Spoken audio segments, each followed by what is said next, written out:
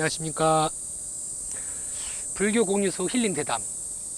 오늘은 새누리당 동남사군 박덕흠 국회의원님 모시고 말씀 나누겠습니다. 네, 의원님께서는 고양세 및 향토 발전세와 관련해서 지방소득세법 일부 개정 법률안 발의를 준비하고 계신데요. 고양세법을 추진하고 있는 배경에 대해서 말씀해 주시기 바랍니다. 네, 현재 이제 우리 농어촌 지역이 상당히 이제 인구가 빠르게 이렇게 감소를 하고 있습니다. 그러다 보니까 이제 우리 농어촌 지역이 이제 재정이 열악하게 이렇게 되어 있기 때문에 이제 출향인들이라든가 또 자기가 제2의 고향으로 삼는 분들한테 자기가 원하는 데에다가 지방소득세를 좀 분할해서 납부할 수 있도록 이렇게 하면 열악한 우리 농어촌 지역에 좀 재정이 조금 그래도 숨통이 트이지 않나 해서 이제 고양세라는 것을 도입하게 된 배경이 된다고 말씀을 드릴 수가 있습니다. 네. 다른 나라에서도 입법을 추진하고 계시는 특히 고양세법과 같은 제도가 있는지도 궁금합니다. 네, 지금 제가 알고 있기로는 지난 2008년 5월부터 이제 일본에서 이제 시행돼서 9년째를 맞고 있는 걸로 알고 있습니다. 이게 뭐냐면 이제 일본의 후루사토 납세 제도라는 것인데, 후루사토라는 것이 고향을 뜻하는 겁니다. 그래서 고향세 일명 이렇게 되는데요. 그래서 2015년에 총 기부 납부 금액이 보면 한 1,500억 엔, 우리나라 돈으로 1조 한 6,700억 원 이렇게 되거든요.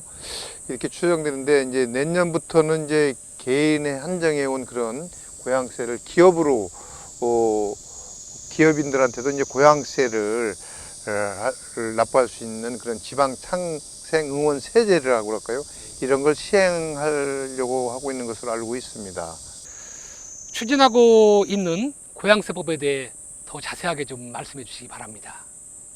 이제 이게 일본의 경우에는 이제 이 제도 시행 이후에 도농격차 해소에 많은 도움이 됐다고 합니다. 그래서 아까 말씀을 드렸지만 자신이 원하는 그 고향에다가 또 자기가 원하는 그런 지역에다가 이제 고향세를 이렇게 납부해서 도시민들이 이제 급증해 오지 않습니까? 그래서 일부 지자체는 지방세보다도 이 고향세가 더 많을 정도라고 이렇게 생각을 하고 있답니다. 그래서 우리나라에서도 일본의 성공을 거울 삼아서 고향세 도입을 서둘러야 한다는 그런 생각을 갖고 이렇게 개정 발의안을 준비하고 있습니다. 다른 국회의원들도 또 고양세 도입을 추진하고 있는 것으로 알고 있습니다. 박덕흠 의원님께서 추진하고 계시는 고양세, 그 제도와 차이가 있다면 말씀해 주시죠. 예, 저는 이제 국회에서는 2019년하고 11년도에 관련법을 개정을 해서 고향세를 도입하려는 그런 움직임이 있었습니다. 그런데 수도권과 대도시의 반대로 이제 입법화가 되지를 못했거든요. 그래서 전국 시도회 의장께서 지난 3일에 시도회 의회 의장 협의회에서 고향 기부세 도입 촉구 결의안을 이렇게 만장일치로 이렇게 통과가 됐습니다. 그래서 일부 지자체장들도 고향세 도입 필요성을 이렇게 공개적으로 이렇게 주장하고 있고, 지금 이제 다른 의원들께서 추진하고 있는 고향세 제도는 기부의 형태입니다. 기부의 형태. 그렇지만 제가 추진하고 있는 것은 고향세 제도는 기존에 납부하고 있는 그 지방소득세의 일부를 자기가 기부하고 싶은 그런 지역에다가 기부할 수 있게 이렇게 만든 그런 법입니다. 그래서 이제 이미 이제 내고 있는 그 지방세를 나누어서 이렇게 납부할 수 있기 때문에 기부자의 부담을 이렇게 덜어줄 수가 있다는 거죠. 그런 장점이 있다는 말씀을 드리겠습니다. 교육경비 보조금 문제에 대해 대정부 질문을 하신 배경이 무엇인지 말씀해 주시기 바랍니다. 이제 제가 원래 이제 사실 교육에 대한 그런 관심을 많이 갖고 있습니다. 특히 청소년들이 우리 농어촌 지역의 꿈과 미래이기 때문에 저는 그것에 대해서 많은 관심을 갖고 있다 보니까 지금 지역경제 활성화가 이제 아까 얘기했지만 제대로 잘 되지 않고 있고, 농어촌 지역은 그래서 그런 개선에 많은 관심을 갖고 있고, 또 이제 잘 알고 계시다시피 이제 농어촌 학교는 학생 수도 감소가 되고 있고 학교 간의 통폐합도 이게 증가가 돼서 다양한 그런 교육 선택에 기회 부족 등으로 이제 도시 지역으로 많이 이렇게 나가고 있습니다. 그렇게 되다 보니까 이제 결국은 농어촌 지역 학교를 살리려면 결국은 이제 우리가 교육 경비 지원을 이런 것이 좀 확실하게 되면 그래도 우리 지역에 있는 학생들한테 혜택이 돌아가서 그래도 도시로 이렇게 이전하려는 학생들이 줄어들지 않을까 생각해서 그런 생각을 갖고 질의를 하게 됐습니다. 의원님께서 SOC 사업 및 주요 국책 사업 등 농촌 지역의 기본 인프라를 갖추지 않고는 농촌 발전, 경제 발전 없다고 말씀하셨는데요. 19대 국회에서 보호농촌 대청호 규제 완화, 충북 남부권 힐링 1번지 조성, 영동 옥산 국도 확장, 폴리텍 대학 등을 유치하는 등 지역 발전 위해 굵직한 사업들을 추진하셨습니다.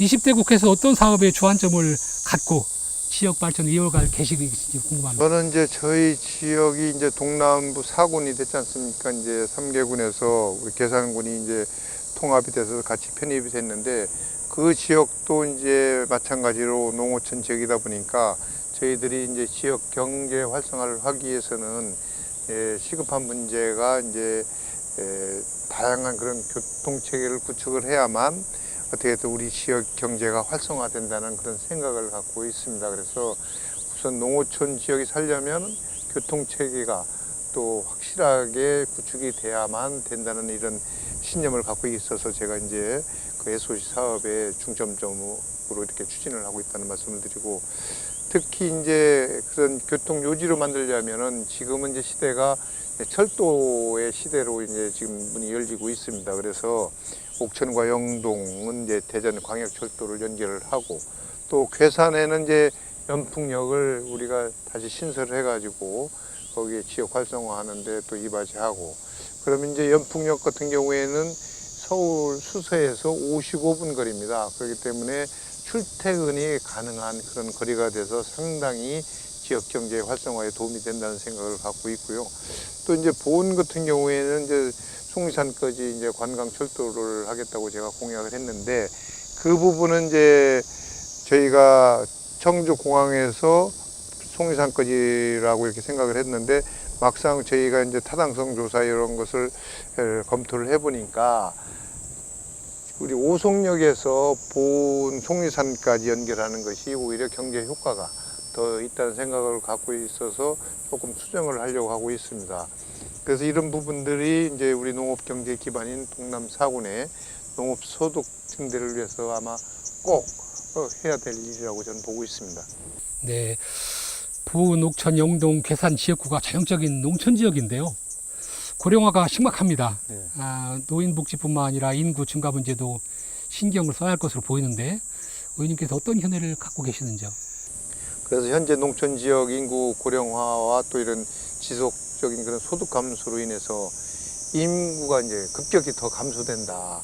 특히 고령화가 더 빨리 진행된다. 이런 생각을 갖고 있어서 특히 우리 교육, 복지, 의료에 있어서도 도시 지역에 비해서 상대적으로 받고 있기 때문에 사회 경제적으로 이런 열악한 상황에 이렇게 놓여 있다는 말씀을 드리고, 그래서 이제 농촌 지역은 결국은 살아남으려면 아까 얘기했던 그런 고향세 도입, 그리고 또 인구를 증가를 시켜서 농촌 경제 및 관광 활성화를 통해서 지역 경제를 살리는 그런 문제가 가장 시급한 그런 시점이 돼 있다는 말씀을 드리고, 특히 이제 제가 얼마 전에 이제 저희 새누리당 국회의원들을 초청해서 이제 대통령께서 오찬을 베풀어 주셨는데, 그때도 인사저랑하면서 우리 옥천 같은 경우에는 특히 이제 관광, 또 문화의 도시로 해야 된다.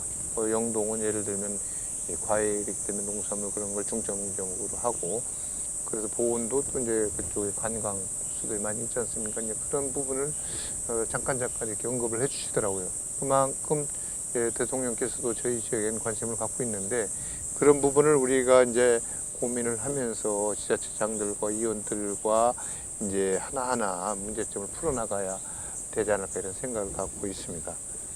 제일 애껴서 이야기를 해주신 것 같은데요. 예산을 많이 타오시고 여야를 떠나서 충북 발전 극대화를 위해서 또 어떤 노력 앞으로 어떻게 하실 건지 궁금합니다. 충북 출신 국회의원이라면 이제 누구나 이제 지역구와 또 충북 발전을 위해서 고민을 하고 노력을 하는 건 사실입니다. 그렇지만 이제 어떤 국회의원이 더 정말 열심히 하고 우리 고향에 대한 애정과 사랑을 갖고 있느냐, 이것도 상당히 중요한 겁니다. 그래서 저는 제가 지역에서 국회의원이 되기 전에도 우리 충북에 대한 그런 애정과 사랑은 제일 많이 갖고 있지 않았나, 이런 생각을 하고 있습니다. 그건 뭐 누구나 다 아시는 이야기인데, 어떻게든 주민들과의 친화적인 그런 민생 정치, 또 이제 나눔의 정치를 해서 그런 데 매진을 해야만 되지 않나, 이런 생각을 갖고, 우리 충북의 발전, 또 동남부 상원의 발전, 참 어려운 부분도 많이 있습니다. 왜냐하면 충북도 17개 시도가 됐잖아요. 17개 시도 중에서도 제일 열악한 환경을 갖고 있고, 또 우리 충북도에 갖고 계시는 분들이 좀 그런가 단합하고 하는 데는 조금 미진한 점이 많이 있어요.